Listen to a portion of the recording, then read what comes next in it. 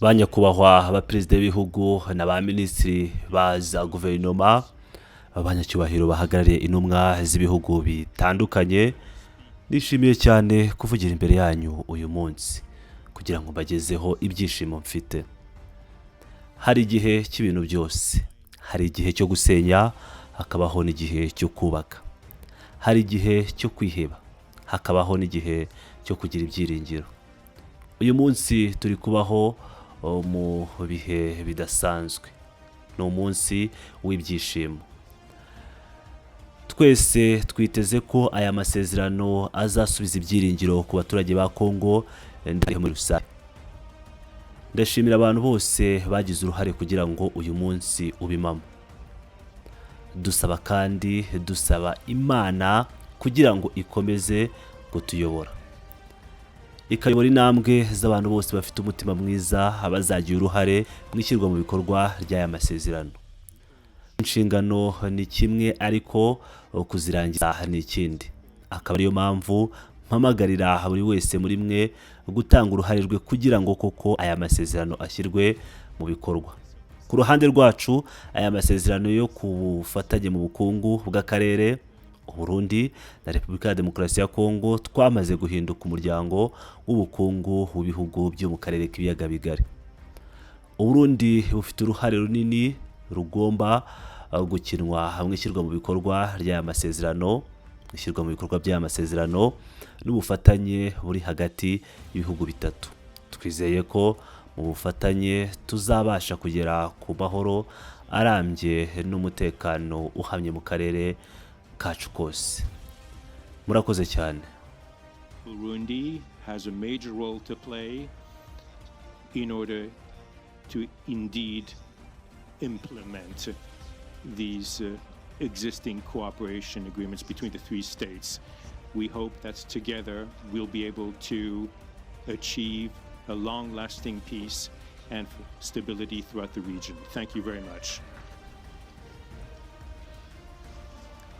Excellency Donald Trump, President of the United States of America, Excellencies, heads of state and government and former heads of state, distinguished ladies and gentlemen, I want to begin with some words of thanks.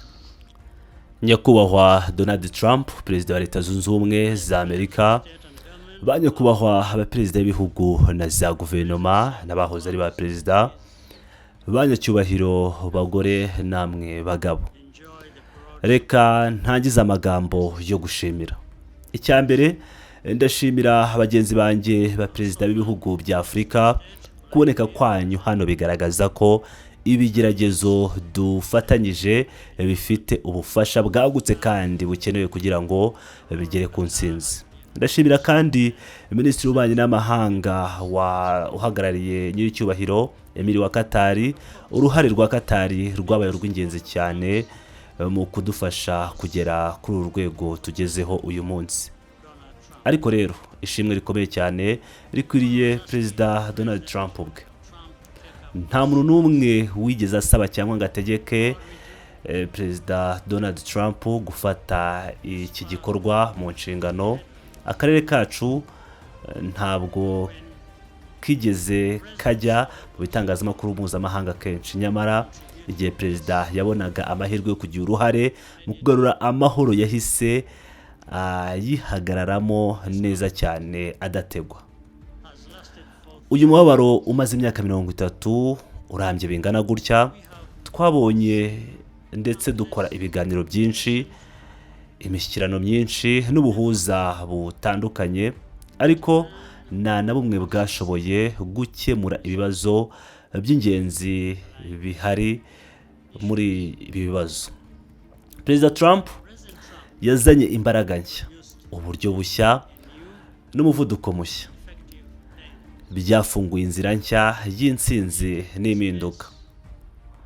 Uburyo bwe bwaranzwe no kutabogama, ntigeze ahwema na rimwe kwita ku ruhande rumwe ngo arusige urundi.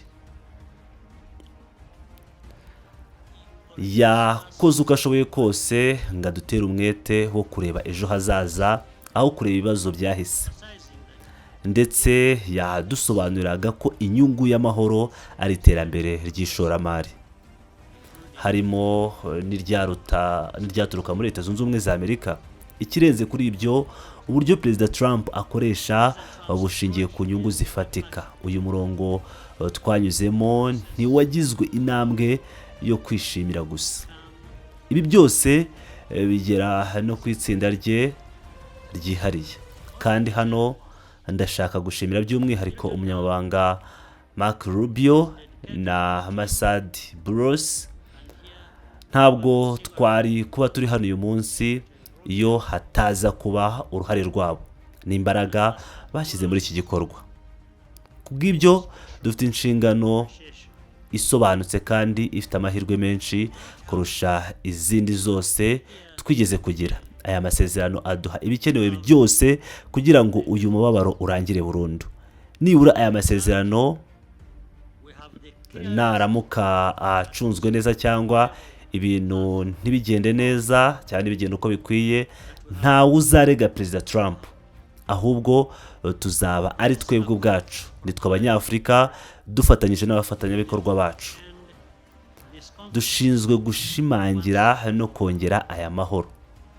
Hazabaho inzitizi n'ibihe bigoye mu nzira iri imbere, ntabwo bishidikanyaho, ariko u Rwanda ndabizi neza ntiruzigera rugira uruhare cyangwa ntiruzigera rubazwa inshingano na zimwe rushobora kuba rutakubahiriza.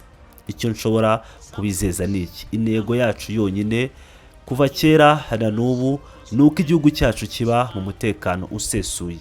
Nyuma y'amateka mabi twanyuzemo, dushaka gusa kureba imbere, twiringiye ko hari ejo heza harangwa n'iterambere n'umutekano urambye ndetse uhamye. Bwana Perezida, abanyakubahwa, ndabashimiye ku buryo mwabyumvise. Murakoze cyane. Our only objective is and has always been for our country to be safe and secure after having endured so much tragedy.